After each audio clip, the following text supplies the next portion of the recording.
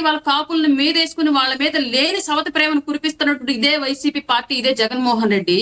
గతంలో వైసీపీ అధికారంలో ఉన్నప్పుడు ఈ సవతి ప్రేమ ఎంతవరకు చూపించాడు ఈ కాపుల మీద? కాపులకు అసలు ఏం చేశాడు?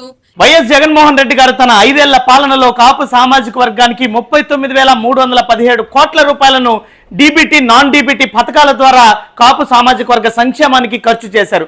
అంతేకాకుండా కాపు కార్పొరేషన్ కు 15,000 కోట్లకు పైగా నిధులను కేటాయించి కాపు సామాజిక వర్గానికి అందించినటువంటి ఘనత. కాపు సామాజిక వర్గంలోని పేద విద్యార్థులు విదేశాల్లో ఉన్నత చదువులు చదువుకోవడానికి నిధులను కేటాయించారు. కాపు సామాజిక వర్గానికి చెందినటువంటి భవనాలు, కళ్యాణ మండపాల నిర్మాణానికి 100 కోట్లకు పైగా నిధులను కేటాయించారు. 5 ఏళ్ల పాలనలో కాపు నేస్తం పథకం ద్వారా కాపు సామాజిక వర్గానికి చెందినటువంటి పేద మహిళలందరికీ కూడా కాపు నేస్తం పథకం కింద సంక్షేమాన్ని అందించారు.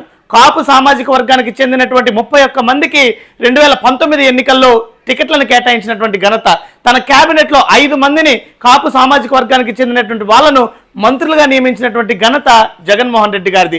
4 సార్లు ముఖ్యమంత్రిగా చేసినటువంటి చంద్రబాబు నాయుడు గారు అనేక సార్లు అది చేస్తా ఇది చేస్తానని మోసం చేశాడే తప్ప జగన్మోహన్ రెడ్డి గారు ఒక్కసారి ముఖ్యమంత్రిగా ఉండి చేసినటువంటి సంక్షేమంలో సగాన్ని కూడా చంద్రబాబు నాయుడు గారు ఏనాడు చేసినటువంటి చరిత్ర లేదు.